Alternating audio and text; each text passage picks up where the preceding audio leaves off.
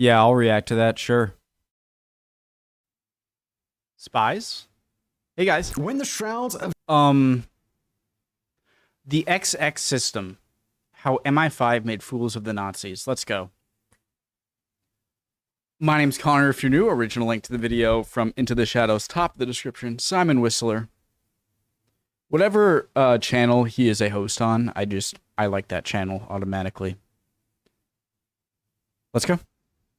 When the shrouds of Nazi occupation fell over Europe, the spies followed with it, beginning with the blitzkrieg seizure of Poland and continuing all the way to France in the west and swaths of the Soviet Union in the east. German intelligence infiltrated to any place on earth that commanded Adolf Hitler's appetite.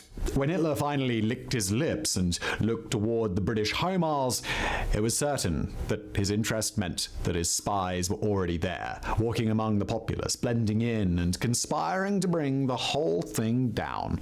But little did the British public know, or the German state for that matter, the British intelligence was more than ready for their adversaries to come knocking. In a years-long cloak and dagger chess match, British spies weren't just going to find the Nazis in their midst, they were going to compromise them and use them to spread lies that were bound to reach the Fuhrer himself. Pulling directly from the accounts of Sir John Masterman, who was himself an architect and critical part of the double-cross system, today we're going to pull back the curtain on one of the UK's most ingenious maneuvers, bending the gun of Nazi intelligence backward and forcing the Nazis to fire on themselves.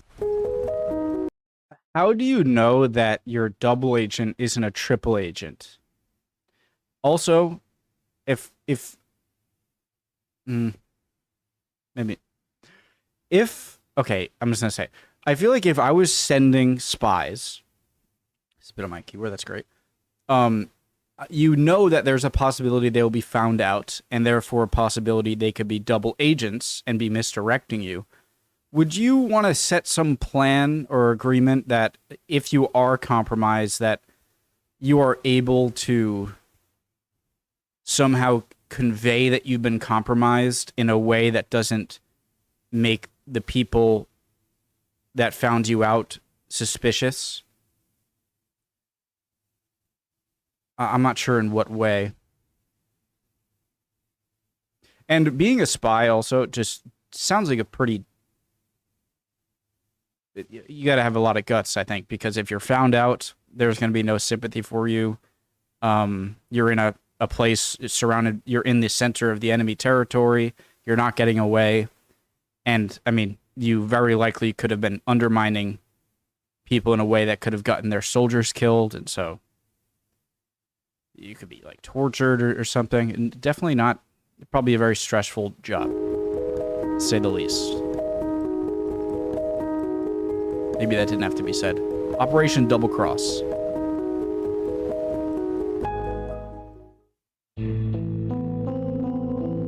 Now, we would hope that anyone watching today's video has at least a cursory understanding of World War II. Except for you, Peter, we just know you're here for the vibes. So Peter, rather than go through the play-by-play of how the Nazi war machine swept through Europe, we'll instead look at what was going on in Great Britain during that time. The fall of France on May the 10th, 1940, the evacuation of British and French troops from Dunkirk, and the resignation of British Prime Minister Neville Chamberlain saw the UK thrown into chaos. Norway had fallen, Spain was firmly committed to neutrality, and America, despite her supply ships and her assurances of friendship, was nowhere to be found. Yep. Refugees from all across Europe, and in fact all over the world, were attempting to find some modicum of safety there, and the troops that had been lucky enough to survive the war thus far were trying as best they could to prepare for the coming storm.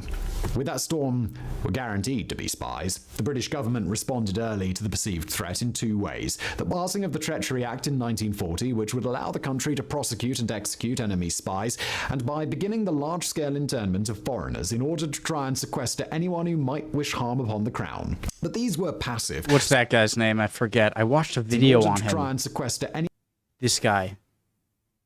Very distinct looking. Blonde. Like super Nazi. Shoot. Oh yeah, so the Americans under FDR during World War II sent Japanese Americans to internment camps because they didn't trust them. And so that's not just foreigners. Like you could be have been born in America or be a legitimate citizen coming from Japan, and they just sent you there. And so I wonder what the criteria around foreigner was in this context. Anyone who might wish harm upon the crown. But these were passive, stopgap measures. There was no way to take the fight to German agents. At least not yet. As Winston Churchill and his parliament scrambled to figure out Britain's survival, its intelligence chiefs were left to peer across the English Channel, trying and failing to scrutinize just what might be happening beyond. But with the lines of battle drawn, the British had at least one advantage, despite being in such a disadvantageous overall situation. Even if nothing else, the British now had a clear view of their country. They knew everyone who was on the Isles now. They'd kept track of anyone who had arrived recently and anyone else who happened to drift in. They could all be carefully catalogued and scrutinized. There was no doubt that there were Nazis in their midst, that the Abwehr That kind of answers my question. logged and scrutinized. There was no doubt that there were Nazis in their midst, that the Abwehr had managed to get some of their best agents through to Britain. But the table was set, and now it was just a matter of finding them. The British Security Service, known colloquially and in this video as MI5, was the organization in charge of counter-espionage on the Home Isles. MI5 was pragmatic enough to admit that it was operating from a disadvantage, not just because it could conceivably be compromised, but because it had no way of telling whether it was completely infiltrated or, just as feasible, not infiltrated at all. The reality almost certainly lay somewhere in between. So it was that uncertainty that MI5 attempted to deal with first. That is to say, it had to find the spies. But just as important as finding them was figuring out what should be done with them after. For MI5, the answer was clear. If they could be caught, they should be turned from enemies into assets. Even before hostilities broke out in 1939, MI5 had internal discussions on the value of double agents, and they'd been able to cultivate more than one. The most important of the pre-war years, a spy with the code name Snow, who had infiltrated the Abwehr organization, had been able to funnel critical information about the Abwehr and its existing networks across Europe. The story of Snow is long, and it's a really odd one. This was an agent who at many times appeared to be playing the British and the Germans against each other for his own shadowy purposes. But he nonetheless formed the basis for most of the intelligence connections and information MI5 had before Britain was isolated, including several German agents who had already been found out. What sort of other purposes could you be serving in an all-out war that's neither for the Germans or the British? It's interesting. The double had before Britain was isolated, including several German agents who had already been found out. Other double agents already existed, some of whom were fully trusted and accepted by the Abwehr. Now, as the Germans sent more spies into Britain by parachute, submarine, refugee ship, and false passport, the table was set for MI5 to start fighting back. Now, in the latter part of 1940, MI5 had quite a bit of success identifying intelligence agents as they arrived. The ones that were inserted by parachute in particular had to arrive by plane at a time when planes over Britain were tracked extremely diligently, and they often arrived under-equipped, poorly trained, and with very little money and shoddy documentation. Not only that, but a lot of incoming agents' passports and papers were designed using specifications that the agent Snow had fed to the Abwehr, an opportunity MI5 had used to build in telltale signs of a fake. The ones sent in through other means were usually no better equipped. Some appeared quite obviously out of place, and many of them, when push came to shove, were not particularly motivated to do their work against the threat of death. But that didn't mean that they were necessarily easy to turn. Agents who might have been too closely in communication with Germany were unfit to even attempt conversion, and if a spy didn't appear genuinely to want to save his own life by collaborating with the British, then he was unlikely to play along with what MI5 wanted him to relay to Germany. One early Wait, wouldn't you want that? Conversion, and if agents who might have been too closely in communication with Germany were I thought that would be like the jackpot of finding a spy to turn is and also how do you go about this? So okay, I caught you, I could either kill you or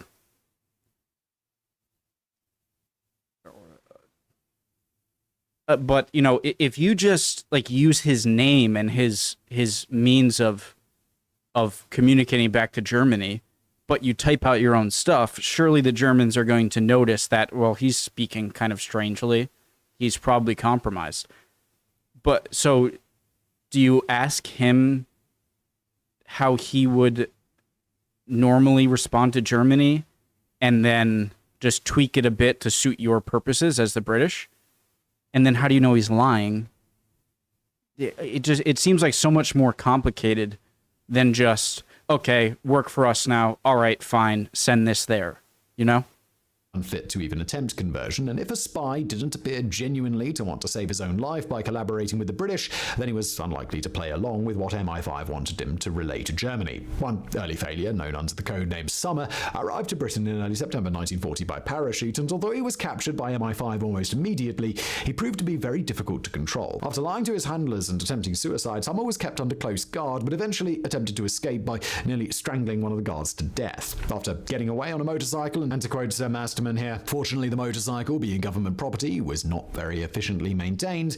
It was eventually rounded up. When he was found, he was carrying a canoe with vague plans to escape by paddling to Holland. Summer's failure to adapt to work as a double agent clued MI5 in on what it meant to run these sorts of operatives for any length of time. Far from acting in fervent support, I feel like you would have had a better shot just going to the coast and finding some sort of rowboat than hauling a canoe with you.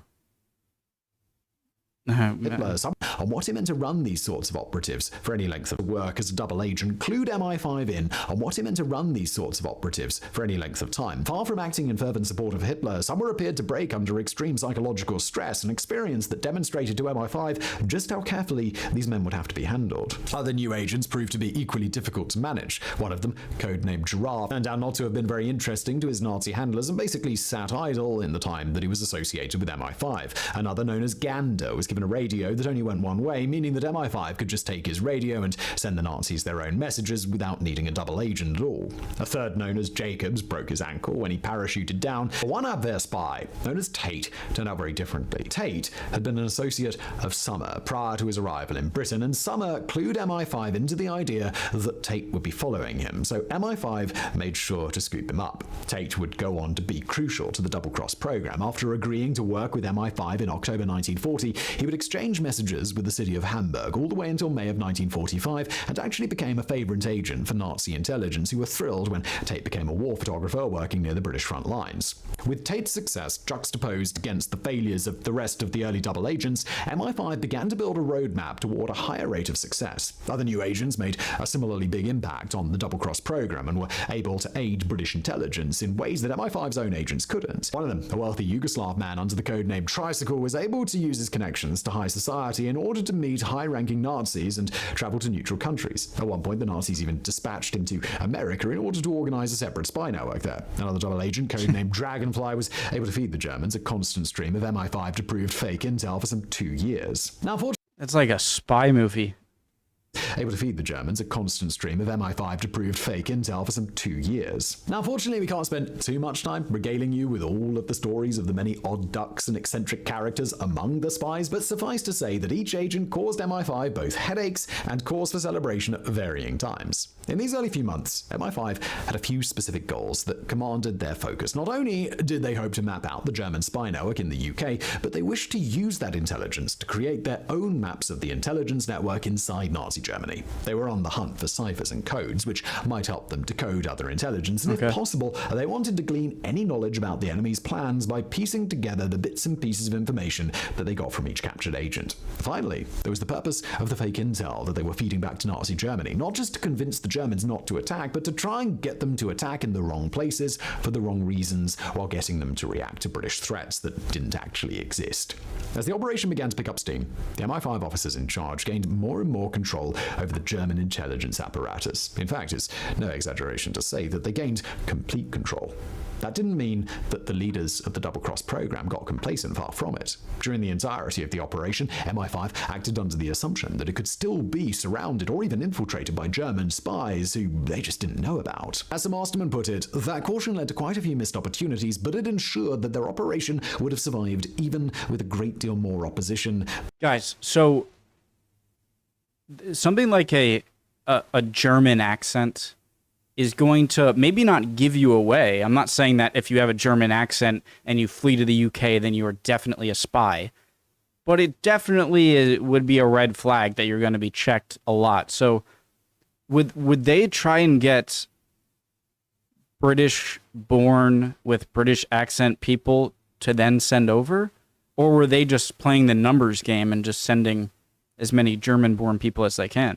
but it ensured that their operation would have survived even with a great deal more opposition than it ever ran into. But before long, MI5 was getting signals that it controlled the whole operation. For example, the agent Tricycle's Nazi handlers had told him about an agent the Nazis described as highly skilled and intensely secret, but when Tricycle revealed the agent to MI5, they recognized him as an agent they had already compromised and who the Nazis hadn't even been very interested in. Over the course of the entire war, the only agent who was known to have spent a significant amount of time undetected was a man named Ter Braak, who was believed to have arrived in November 1940, but was only discovered in April 1941 after having committed suicide in an air raid shelter after his money had run out.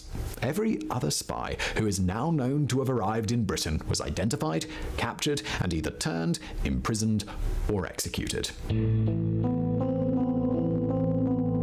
With a growing network of double agents, MI5 had another layer of complexity to consider. How would they control and coordinate what information was fed back to the Nazis, and how could they do it without cluing the Nazis in on the deception? MI5 was also having to cross-coordinate with MI6, foreign intelligence, so in order to manage the operation, the British had created the Nazis, and how could they do it without cluing the Nazis in on the deception? MI5 was also having to cross-coordinate with MI6, foreign intelligence, so in order to manage the operation, the British had created a board consisting of the UK's 3 highest intelligence directors. Yes, sorry. So I think I've said this before. So MI5 more our FBI, MI6 more CIA, right? It's fair to say.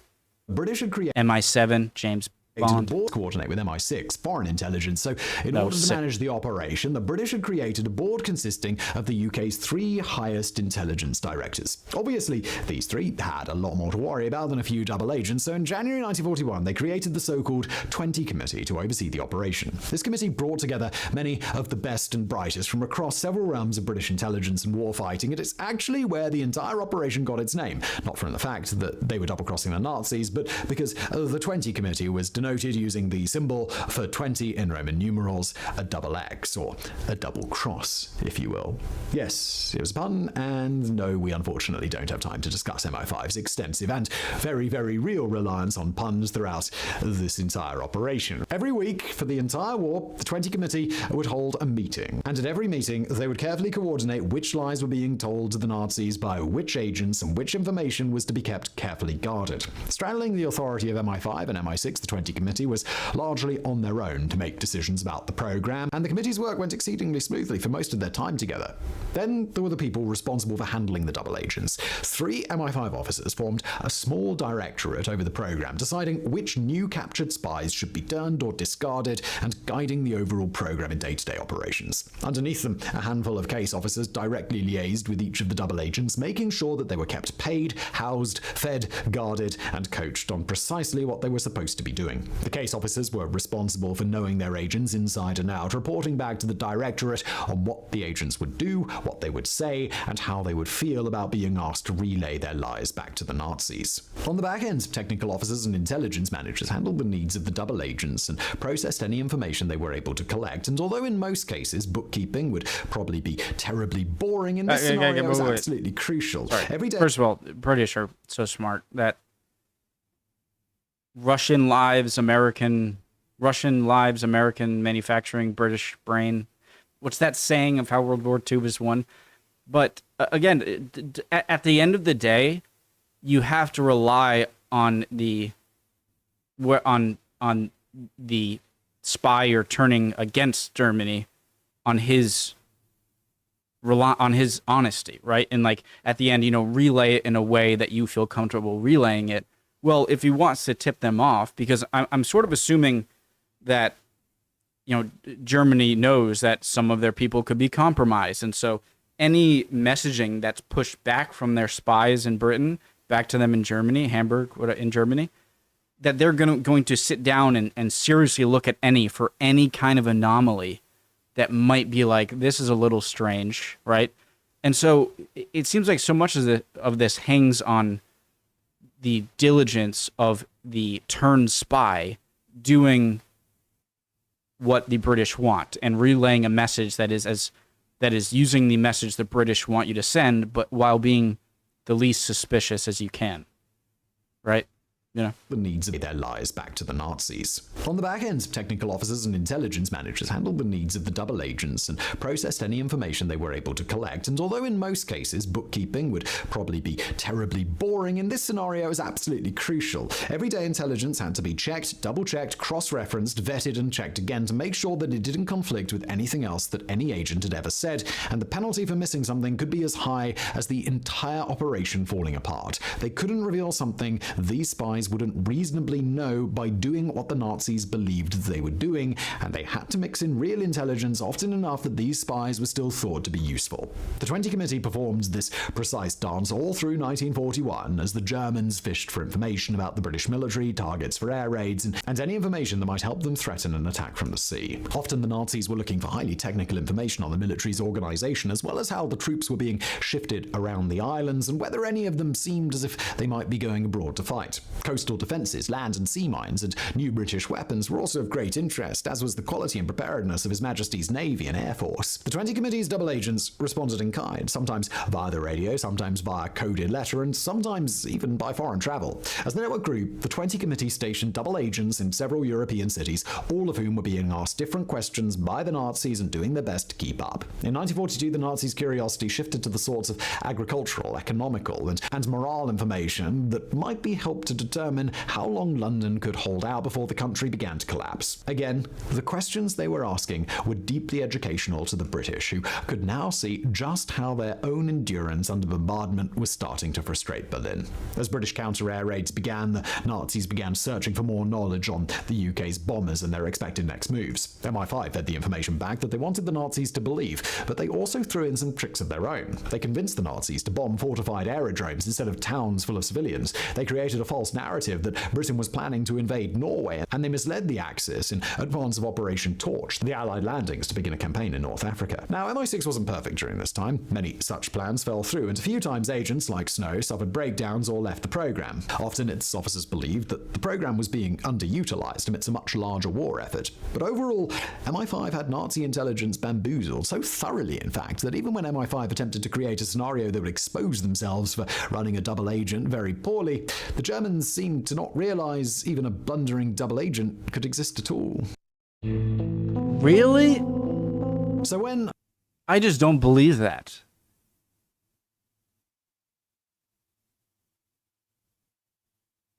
...1942 crossed...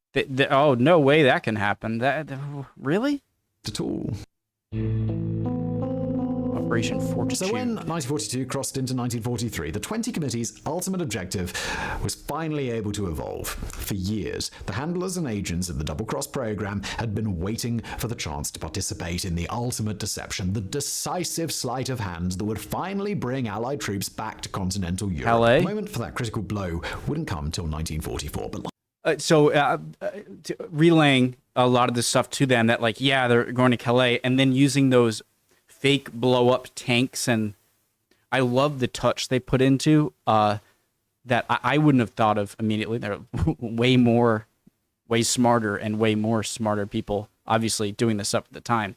But grounding in tracks behind the blow-up stuff to make it look more real, I thought that was ingenious.